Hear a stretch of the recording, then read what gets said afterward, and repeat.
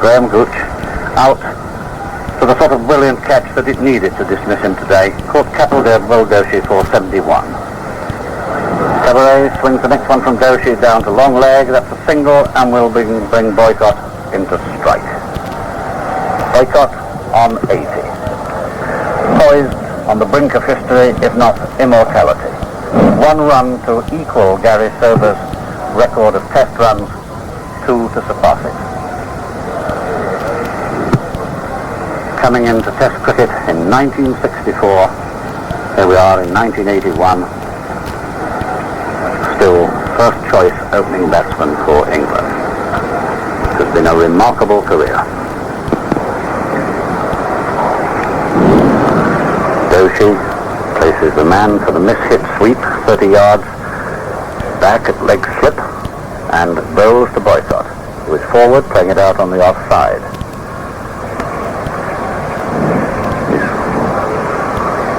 He's waited 17 years for this moment. He won't be hurried now. Boycott on 80. England 171 for 1. Doshi bowls. Boycott forward, lays it quietly back down the pitch. Doshi fields. The sun glinting on his spectacles as it descends almost to the horizon. 16 minutes of play remaining in the afternoon. As Doshi bowls to Boycott, who forces him off his legs but straight to Shrikant at short leg. This time he knocks the ball down with his hands and doesn't take a rap on the shins for a change. It's the end of Doshi's over. Boycott is still on 80. England are 171 for 1. Well, you have seen most of this career, as I have, Rahman.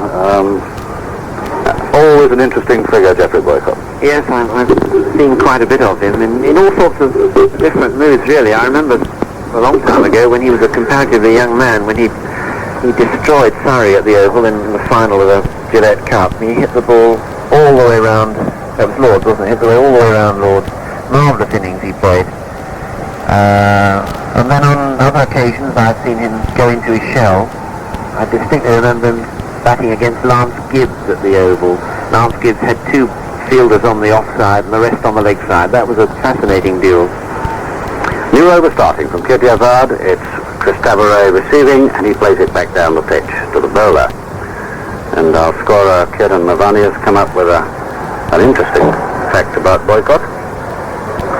When he'd reached 79, that's one run ago, he completed 1,000 runs against India in his 12th test against India, and only dear old Kenny Barrington has done that, 1,000 runs in England-India tests.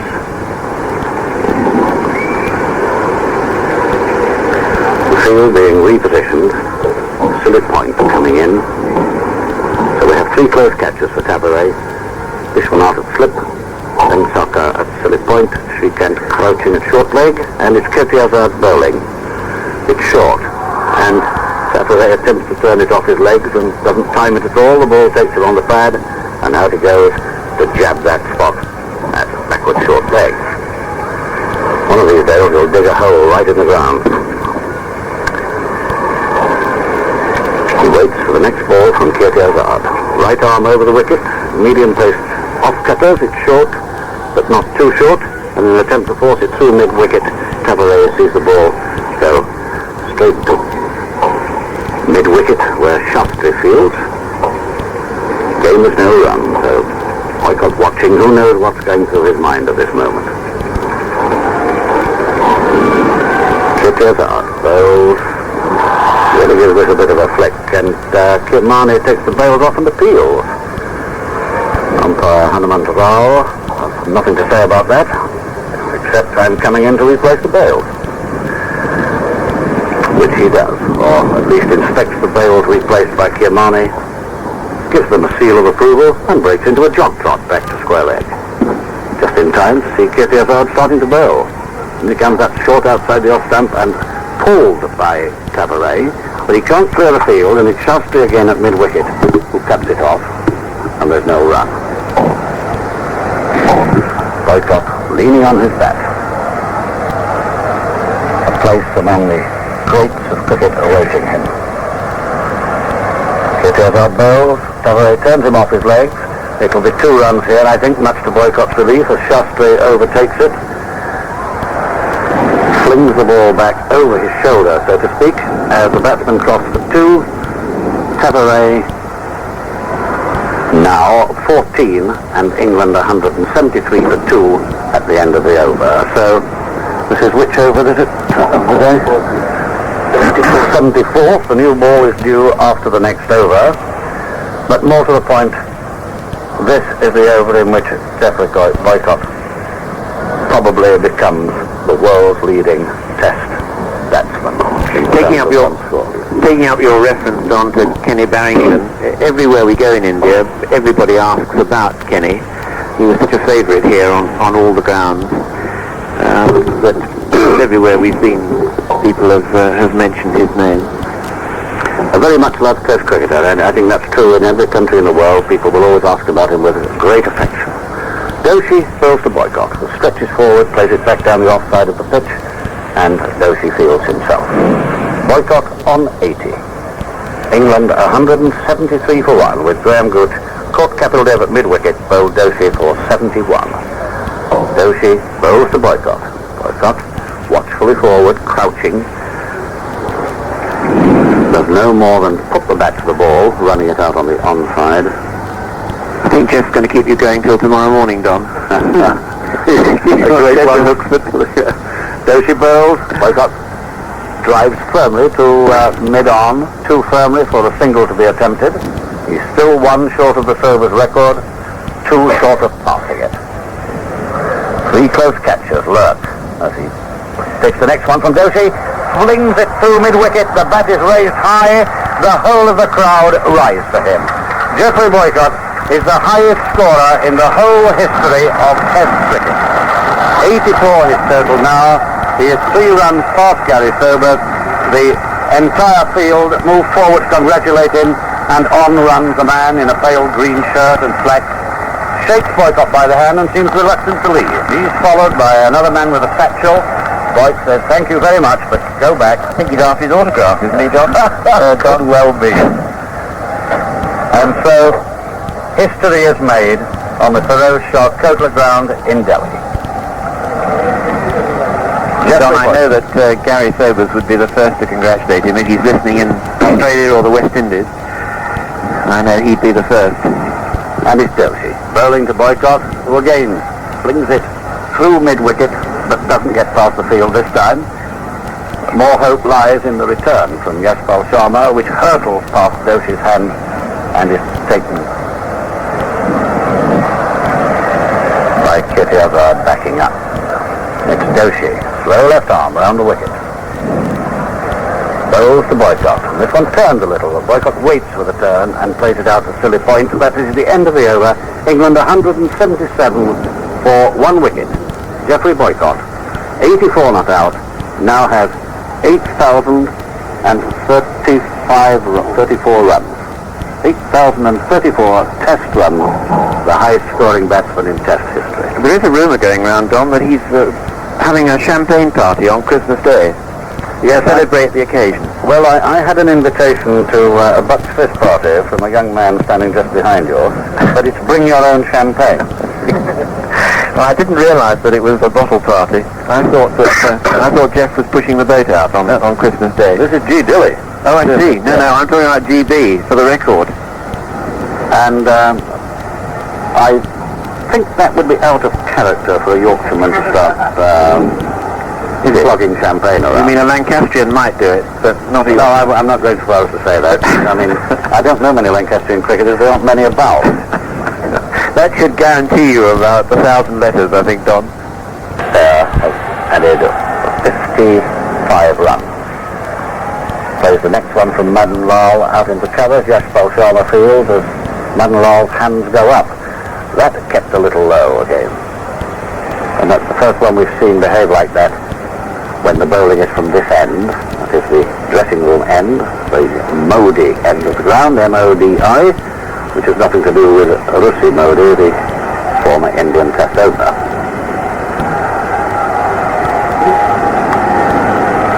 Madan Lal bowling the last over of the day. He's in.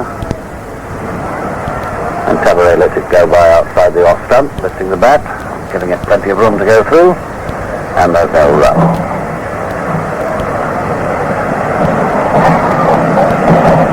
Back comes the ball via the offside field, and I must satisfy myself what is on the front of that strange sweater that Kapildov is wearing. And he's half turned to me, so I cannot read the lettering on it, but it is an authentic sweater. Not as I thought a sweatshirt, as Madan Lal bowls, and Tabaret gets a single for a simple push to mid-on. Wide of mid-on's right hand, and Shastri retrieves the ball as the batsman cross. Tabaret now moves on to 25, the total on to 188 for 1. 2 balls to come, Kieran?